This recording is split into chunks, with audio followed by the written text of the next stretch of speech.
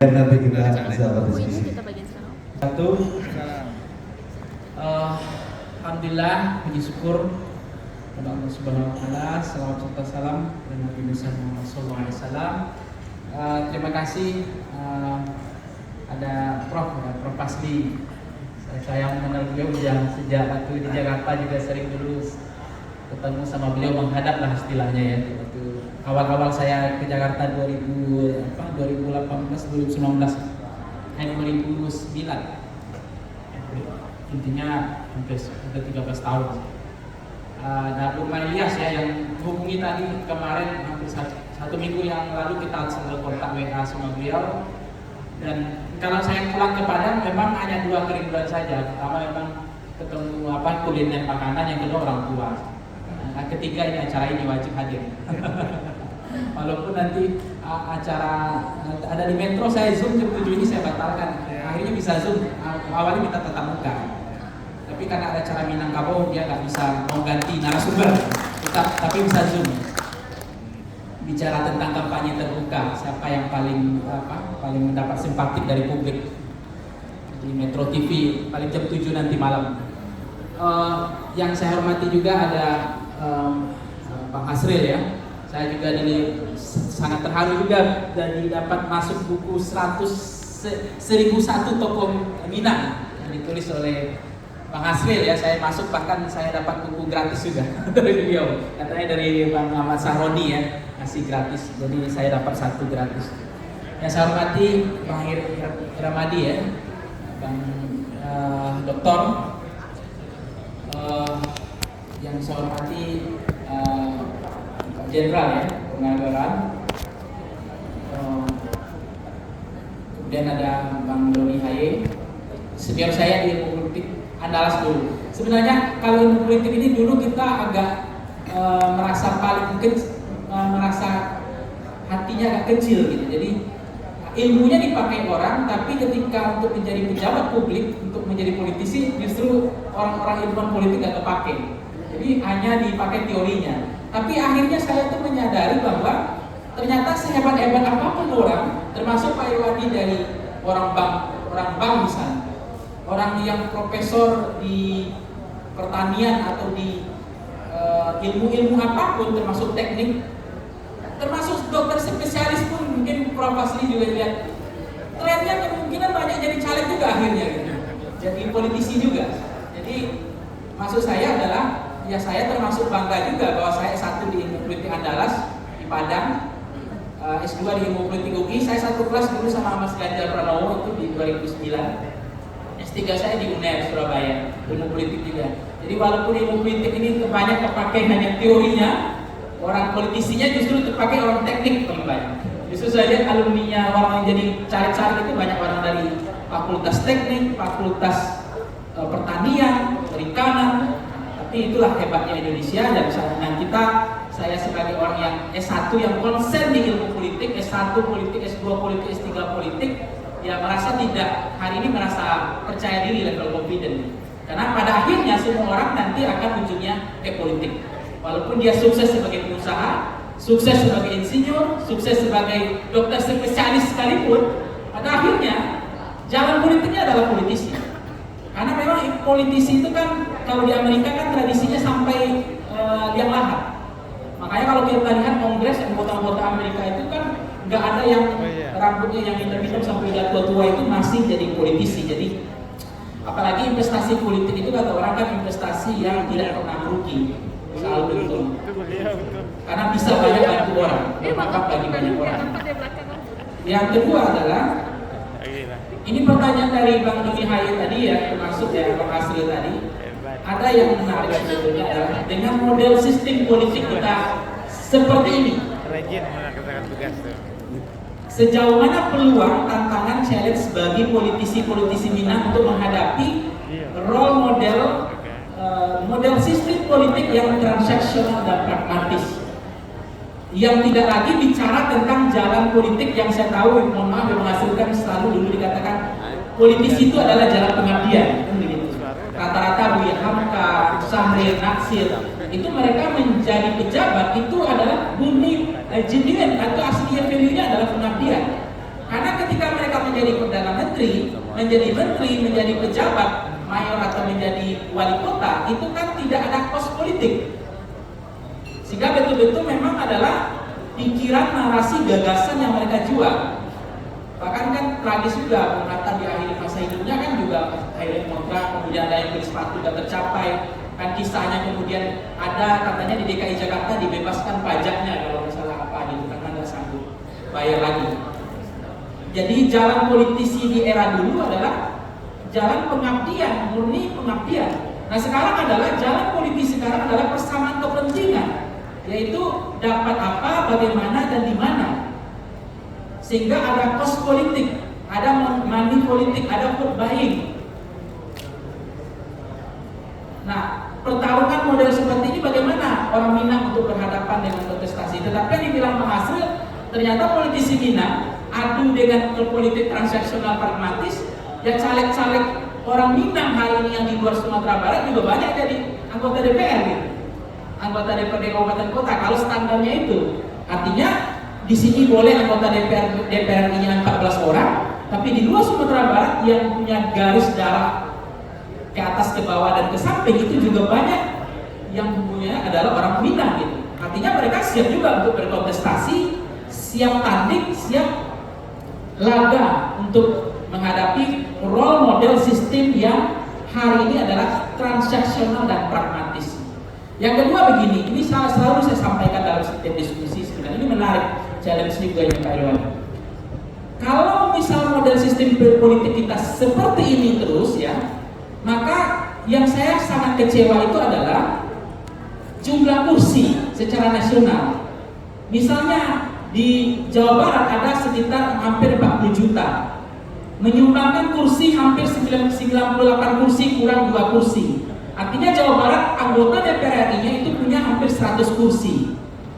Di Sumatera Barat kita hanya punya 14 kursi DPR. Bisa bayangkan antara Jawa Barat dengan Sumatera Barat. Padahal kalau dari segi representasi wilayah, Sumatera Barat juga luas wilayahnya. Nah kalau kita bandingkan dengan sistem politik di Brazil misalnya, tidak serta-merta bahwa kursi itu adalah berbasiskan jumlah suara terbanyak, berdasarkan jumlah penduduk terbanyak, tapi juga harus ada irisan representasi dari jumlah atau luas wilayah. Maka ada sebuah kota di provinsi di Brazil, itu penduduknya sedikit tapi karena wilayahnya luas, tapi jumlah anggota DPR RI-nya itu bisa mempersamai sebanding irisannya dengan jumlah penduduk kota di kota Brazil itu yang penduduknya terbesar. Nah ini yang saya katakan bahwa Indonesia kita ini belum adil, masih diskriminatif, belum fair secara sistem politik, artinya jumlah kursi. Kita 14 kursi dibanding 98 kursi gak fair sebenarnya. Ini harus kita gugat ke depannya. Tidak boleh jumlah kursi itu hanya semata-mata berbasiskan jumlah suara terbanyak, karena itu gak fair sama sekali. Karena luas wilayah itu harus direpresentasikan. Ini tawaran saya ke depan dan termasuk program Lansur Bakti setuju. Mereka memang ini gak adil sekali. Yang kedua adalah kenapa gak adilnya kita ini, gak fair, diskriminatif, Indonesia ini belum adil, yaitu adalah soal pemilihan presiden. Masih model menurut saya ini perlu dikritik. Kenapa perlu dikritik Bang Hasril? Gak fairnya begini. Yang dibicarakan selalu Jawa Timur 35 juta, dibicarakan selalu Jawa Tengah 38 juta, dibicarakan Jawa Barat 40 juta. Disebut dengan battleground, wilayah zonasi wilayah pertempuran primer, dianggap menjadi kunci kemenangan Pilpres. Itu kan gak adil sama sekali. Di Amerika Serikat misalnya, mohon maaf ini, sistem politik demokrasinya yang memang suhunya demokrasi di Amerika Serikat, itu tidak serta-merta pemilihan presiden itu berdasarkan jumlah suara terbanyak. Ada dua model sistem politik di Amerika Serikat, boleh dikoreksi kalau saya salah. Ada nama istilahnya, pertama adalah popular vote, tetap berdasarkan suara terbanyak. Yang kedua adalah namanya electoral college, berdasarkan perwakilan. Hillary itu kan menang secara popular vote, yang menang adalah Hillary menang di pemilihan presiden. Popular vote, suara terbanyak, Hillary menang. Tapi apa yang terjadi? Presidennya adalah Trump menang secara electoral college. Yang jadi presiden apa yang terjadi di Amerika bukan Hillary tapi adalah Trump. Ini challenge tantangan bagi kita. Kalau kita begini terus, ini Indonesia ini nggak adil, nggak fair menurut saya. Makanya pertanyaannya begini, kalau saya survei ternyata orang Jawa itu tidak siap dipimpin oleh orang Jawa. Bukan soal kompetensi, bukan soal kapasitas, bukan soal narasi, bukan soal pikiran, tapi etnosentrisnya masih kuat dan masih feodal. Itu orang Jawa. Mohon maaf kalau ada orang Jawa di sini. Bahkan setelah imigrasi pun mereka, surat transmigrasi pun mereka masih terbayang bagi mereka pemimpin itu harus orang Jawa. Padahal udah transit, harus kan udah berubah pikirannya. Makanya kalau dibedah pikiran darahnya orang Jawa Tengah itu ada 3 tertulis dalam otak benak pikiran mereka itu adalah PDIP, Megawati dan Soekarno misalnya. Nah, itu semua Jawa. Jadi menurut saya kalau begini terus modelnya ya kita bukan kita nggak siap, Bang Hasri. Pertanyaan saya dalam survei saya tanya bagi ibu bapak saudara, presiden itu wajib orang Jawa atau di luar orang Jawa? Dia jawab wajib orang Jawa kok. Mana? Nanti kan udah nggak bicara tentang kompetensi lagi, soal kapasitas, soal visi misi. Bayangkan soal Gibran gitu loh. Yang mohon maaf ini kalau ada tersinggung. Ini etnosentris, ini zaman feodal, betul-betul zaman yang menurut saya bukan adu pikiran ini. Jadi saya katakan sentimen itu masih kuat gitu.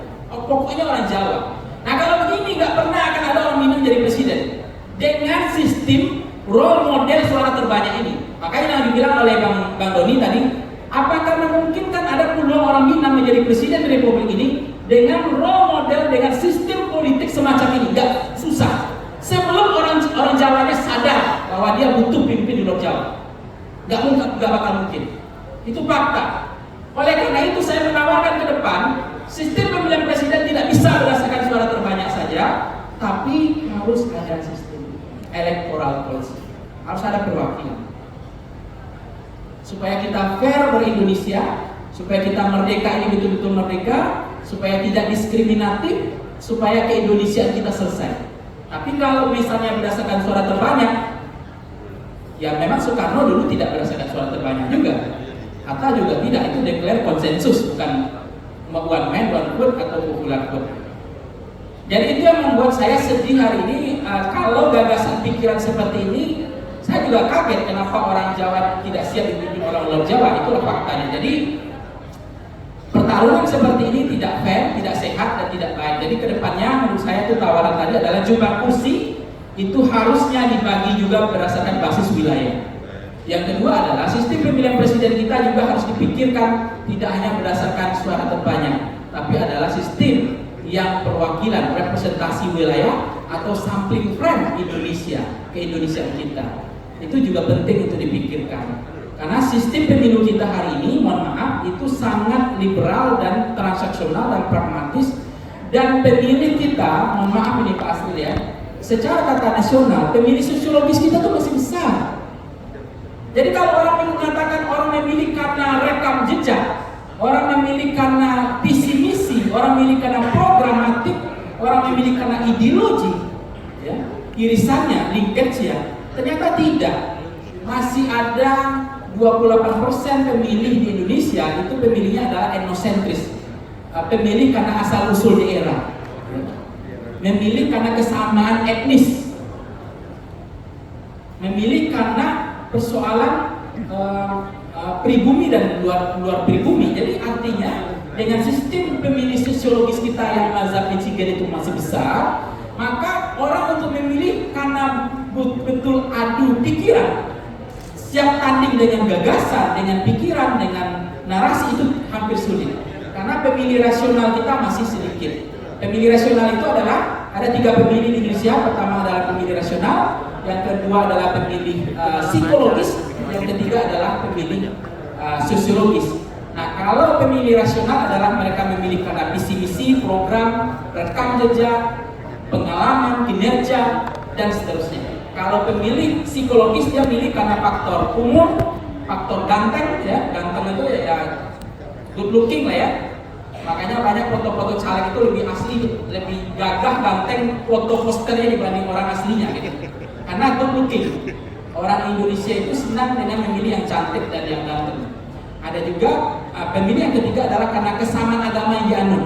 Kemudian asal usul, umur dan yang lain. Tapi ternyata di Indonesia tidak cukup kata hasil penelitiannya kemarin. Penelitiannya yang menarik itu selain kesamaan agama yang dianut itu juga karena uang dan barang. Itu juga faktor orang untuk memilih. Jadi tidak cukup hanya kesamaan agama yang dianut, tapi butuh juga uang dan barang. Sehingga orang memutuskan siapa yang akan dipilihnya. Itulah sekedar tantangan challenge bagi kita ke depan bahwa kalau orang Minang ya untuk berkontestasi ke depan mengisi pos-pos pemerintahan ya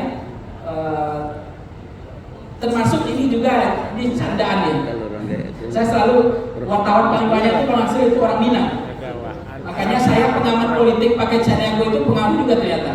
Karena dianggap kalau orang Minang kalau di sini berantem, tapi kalau di Jakarta bersatu. Maka buktinya saya wartawan yang paling senangi banyak dibantu orang-orang Minang. Kalau nggak bisa juga tampil sebagai pengamat politik kalau nggak ada irisan Caniago-nya itu. Jadi orang melihat ketika bicara saya Caniago, oh ini orang Minang. Nah wartawan-wartawan Minang itu suka Pak, bantu kita.